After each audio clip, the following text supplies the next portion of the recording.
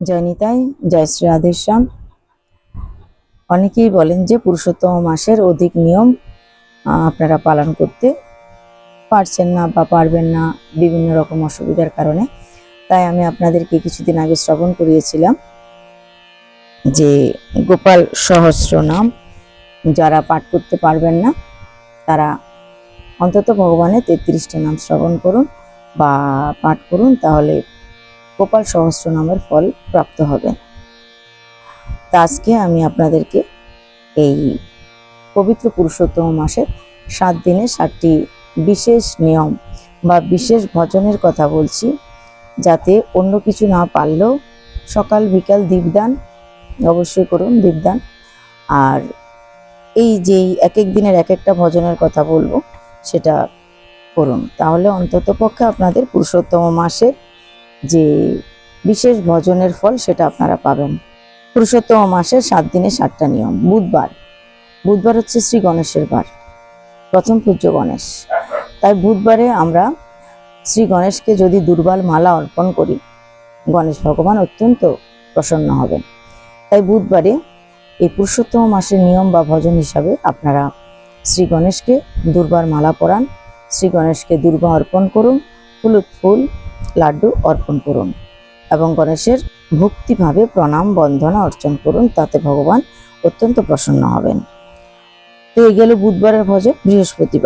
বৃহস্পতিবার হলুদ রঙের ফুল আপনারা নারায়ণকে অর্পণ করুন এবং হলুদ ফুলের মালা ভগবানকে অর্পণ করুন। নারায়ণকে, হলুদ হচ্ছে নারায়ণের প্রিয় রং, তাই হলুদ ফুলের মালা ভগবানকে অর্পণ করলে, নারায়ণকে অর্পণ করলে নারায়ণ অত্যন্ত প্রসন্ন হন, সন্তুষ্ট হন। এতে পুরুষোত্তম মাসের ভজন হয়ে গেল। তো বৃহস্পতিবারে এটা গেল। শুক্রবার হচ্ছে মা লক্ষ্মীর দিন, মহালক্ষ্মীর দিন। সম্ভব হয় শুক্রবারে মহালক্ষ্মীকে গোলাপ ফুলের মালা অর্পণ করুন। যদি গোলাপ ফুলের মালা না পান, তাহলে বাড়িতে যে অন্যান্য যে পিঙ্ক কালার কিংবা গোলাপি কালারের কোনো ফুল থাকলে সেই ফুল দিয়ে মালা তৈরি করে আপনারা মা লক্ষ্মীকে অর্পণ করুন। এতে মা লক্ষ্মী অত্যন্ত প্রসন্ন হবে। সম্ভব হলে মাকে পায়েস অর্পণ করুন। এ গেল শুক্রবারের। এবার আসুন শনিবারের ভজনে। শনিবার হচ্ছে বড় ঠাকুরের দিন। বড় ঠাকুরের মন্দিরে যান, বড় ঠাকুরের পূজা করুন, অর্চনা করুন, বন্দন করুন। বড় ঠাকুরকে মিঠা ভোগ লাগান এবং বড় ঠাকুরকে আপনারা সরষের তেল অর্পণ করুন। সরষের তেল বড় ঠাকুরের অত্যন্ত প্রিয়, তাই সরষের তেল অর্পণ করুন। তাতে করে বড় ঠাকুর বা শনিদেবের পায়ে যে ব্যথা, সে ব্যথার উপশম হয় এবং সরষের তেল যিনি বড় ঠাকুরকে অর্পণ করেন তার গ্রহ দশা কেটে যায়, এটা মান্যতা আছে। তো বড় ঠাকুরকে সরষের তেল অবশ্যই অর্পণ করুন। আর অশ্বত্থ বৃক্ষের পাতা, বৃক্ষের মধ্যে আমি অশ্বত্থ, ভগবান শ্রীকৃষ্ণ বলছেন গীতায়।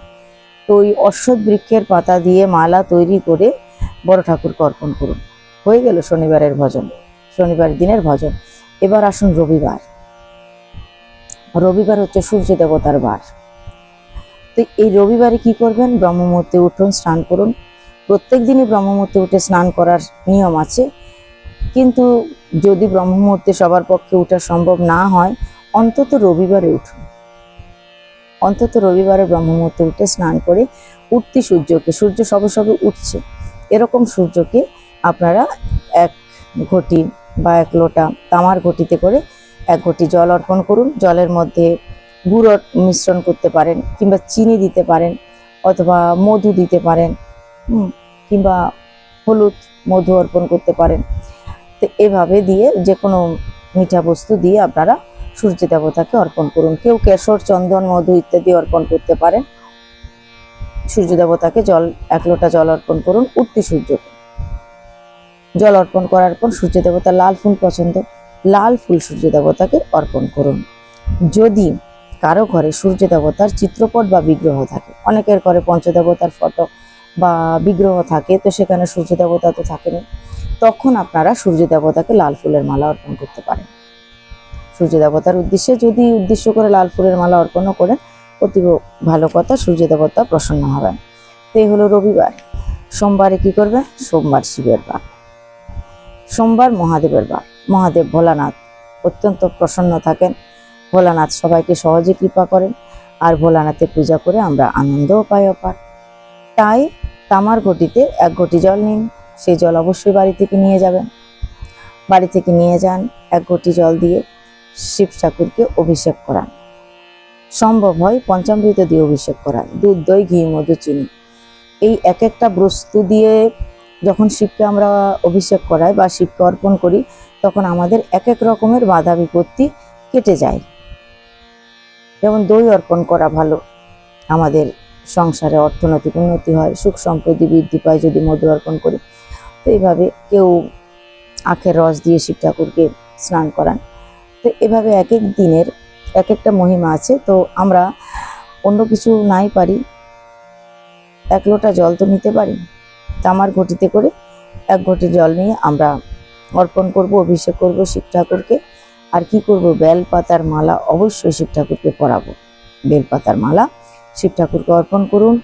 2, 4, 5 মিনিট বসুন মন্দিরে, ওং নমঃ শিবায়, ওং নমঃ শিবায়, ওং নমঃ শিবায়, বা শ্রী শিবায় নমস্তুভ্যম, শ্রী শিবায় নমস্তুভ্যম, শিব শিবায় নমস্তুভ্যম মন্ত্র জপ করুন। সম্ভব হয় বেলপাতার মধ্যে মধু লাগিয়ে কোমল দিকটা, যেটা নরম দিক, সেই দিকটা নিচের দিকে রেখে শিব ঠাকুরকে অর্পণ করুন। এতে আমাদের সৌভাগ্যের দরজা খুলে যায়। তো এভাবে সোমবারে শিবের ভজন হয়ে গেল, বা পুরুষোত্তম মাসের সোমবারের ভজন হয়ে গেল। মঙ্গলবারে কি করবেন? মঙ্গলবার হচ্ছে হনুমানজি মহারাজের বার। তাই মঙ্গলবারে আমরা হনুমানের পূজা করব। হনুমানের মন্দিরে যান, হনুমানকে রোলে সিঁদুর অর্পণ করুন, আর কি হনুমানকে লাড্ডু ভোগ দিন। আর অশ্বত্থ পাতার মধ্যে, যেহেতু বৃক্ষের মধ্যে ওই অশ্বত্থ ভগবান বলেছেন, তাই অশ্বত্থ বৃক্ষের পাতা নিন। অশ্বত্থ বৃক্ষের পাতার মধ্যে জয় শ্রীরাম, জয় শ্রীরাম, জয় শ্রীরাম লিখে সেই অশ্বত্থ বৃক্ষের পাতা অর্পণ করুন। অথবা পান পাতা, পান পাতাও হনুমানের খুব প্রিয়। যদি পান পাতা পান তাহলে আরো ভালো। আগে চেষ্টা করবেন পান পাতা মিলে কিনা।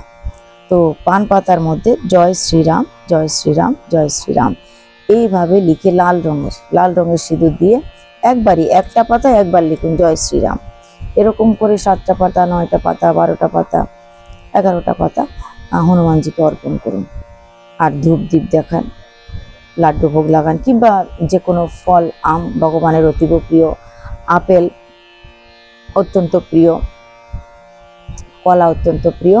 এ ধরনের এই সময়ে অনেক মিঠা মিঠা ফল আছে, মিঠা মিঠা ঠান্ডা ঠান্ডা ফল ভগবানকে অর্পণ করুন, ভগবান প্রসন্ন হবেন। ভোলানাথকে অর্পণ করুন, তবে ঠান্ডা বরফ দিয়ে যদি ভোলানাথকে অভিষেক করাতে পারেন, অতীব প্রসন্ন হবেন ভগবান ভোলানাথ। তাই এইভাবে 7 দিনের 7টা ভজনের কথা আমি আপনাদের জানালাম। সম্ভব হয় অবশ্যই করে দেখুন, অবশ্যই উপকৃত হবেন। আর দীপদানের কথা তো আগেই বলেছি, একাদশী দিন খুব ভালো দিন।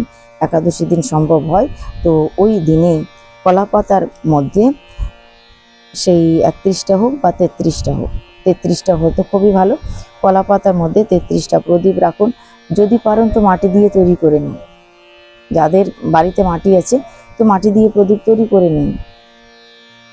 ভগবান তো আপনার হাতের তৈরি মাটির প্রদীপ খুব বেশি পছন্দ করবেন।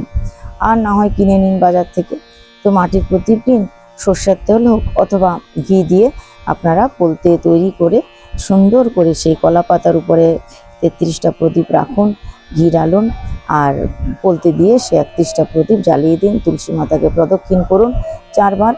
আর পুরুষোত্তম মাসের উদ্দেশ্যে, ভগবান পুরুষোত্তমের উদ্দেশ্যে এই দীপদান করুন, যেন আমাদের জীবনের সমস্ত বাধা বিপত্তি, যত রকমের দুঃখ গ্লানি, পূর্বজন্মকৃত যে সমস্ত পাপ আমরা করেছি, যেগুলো এখন ভুলে গেছি, সে সমস্ত পাপ থেকে আমরা যেন নিষ্কৃতি পাই।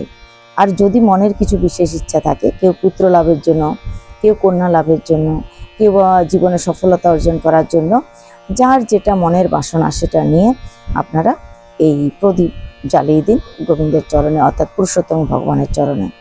ভগবান পুরুষোত্তম আপনাদের অবশ্যই কৃপা করুন। সবাই ভালো থাকুন, পুরুষোত্তম মাসের লাভ উঠান, আর বেশি বেশি করে হরিভজন করুন। আজকে পর্যন্তই। জয় নিতাই, জয় শ্রী রাধেশ্যাম। আবার দেখা হবে কালকে। ততদিন সবাই ভালো থাকুন। যদি ভালো লাগে তবে সাবস্ক্রাইব করুন, আর সবাইকে এই সুন্দর সুন্দর যে ভাগবতীয় কথা বা যে নিয়মগুলো পালন করলে আমরা জীবনে উন্নতি করতে পারি, সেই নিয়মগুলো যেন সবাই পালন করতে পারে। একা খেলে কি ভালো, সবাইকে নিয়ে খেলে ভালো। আমি একা ভালো থাকবো, একা ভালো খাবো সেটা নয়, আমি সবাইকে নিয়ে ভালো থাকবো, সবাইকে নিয়ে ভালো খাবো। তাই নিজে দেখুন আর সবাইকে দেখার সুযোগ করে দিন। জয় নিতাই, জয় শ্রী রাধেশ্যাম।